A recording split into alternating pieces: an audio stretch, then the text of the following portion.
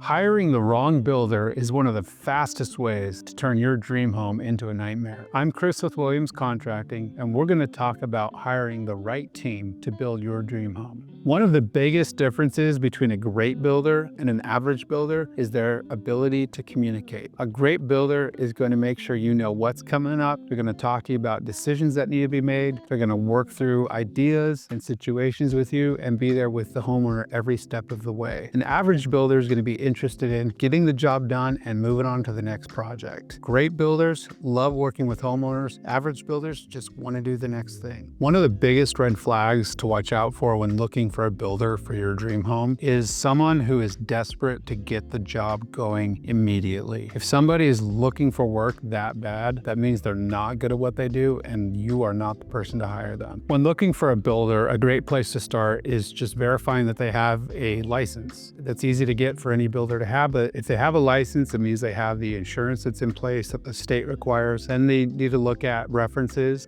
Banks are a great place for references, seeing if they're a verified builder with a particular bank. And then you've got past clients and other trade references, which is really important. Good builders with a great reputation are known throughout town, and a lot of people are not going to be afraid to say, this is a great guy to work with. One thing I would pay attention to when looking at different contractors is referrals. Make actual calls to people that they've worked for in the past, call local building department or the local building association and find out everything you can about the builder, their reputation. Even going into the local lumberyard and asking about a builder and what his reputation is within that lumberyard or other local lumberyards can be a great way to find out who is actually reputable and good to deal with and who is a constant problem. Even though someone may be around for a long time doesn't mean they're the best builder for you on your project. When it comes to hiring the wrong person, the dollars can add up really quickly because the information you get up front is inaccurate. So you may think something's going to cost $5,000, but what you really want is going to cost twice as much. And not knowing that information up front doesn't allow you to make informed decisions. And at the end of the project, you start looking at all the decisions you had to make on the fly, and they added up to $10, $15, $20, and even $60,000 or $70,000 on the home for what you thought you were getting in the beginning. This really comes down to a lack of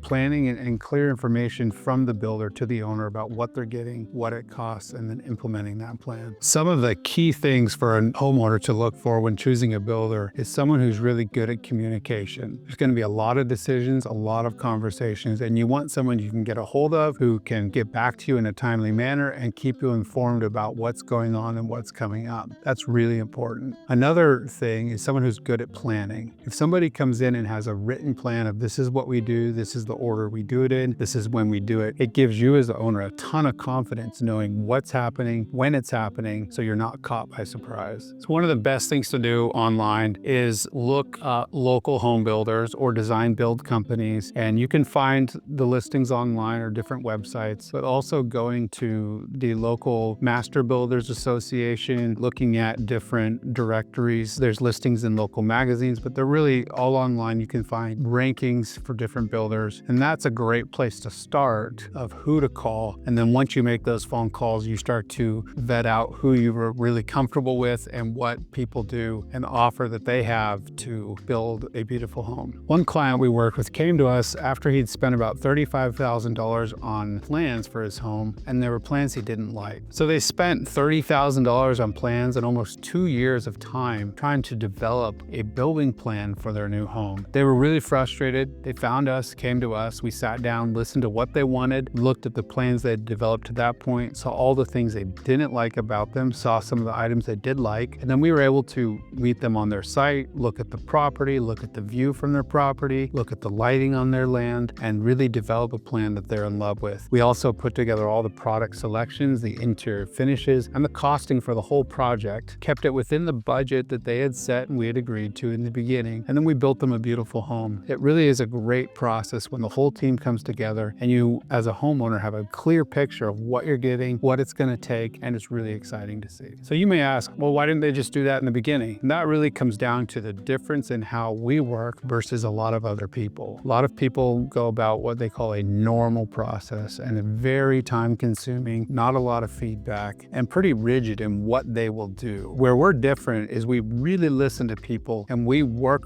with them, very interactive with our clients to make sure they're understanding what they're getting. We're incorporating great ideas to meet their needs, coming in with creative ideas that are beautiful, and then giving them really clear information so they know it's the right decision. So that's the difference between hiring a design build company and hiring a designer and a separate builder. The design build company, we're going to take everything in-house and really make it one cohesive plan and be able to execute. When you're working with just a builder, they're going to ask you a lot of design questions and you're going to have to find those answers. When you're working with just a designer, they're going to have a lot of build questions and you're going to have to find those answers. That's the big difference, is we make it easy, we make it streamlined, and it's all done where you know who you're talking to and we give you great answers. The best piece of advice I can give a homeowner who's starting their search for a home builder is talk to home builders and talk to other people in the trades. That's where you're going to get really good information about reputation of builders and their ability to do your project. If you're watching this video, you're already miles ahead of so many people in the home planning and building process. So be sure to check out the next video where we talk about taking all these ideas and dreams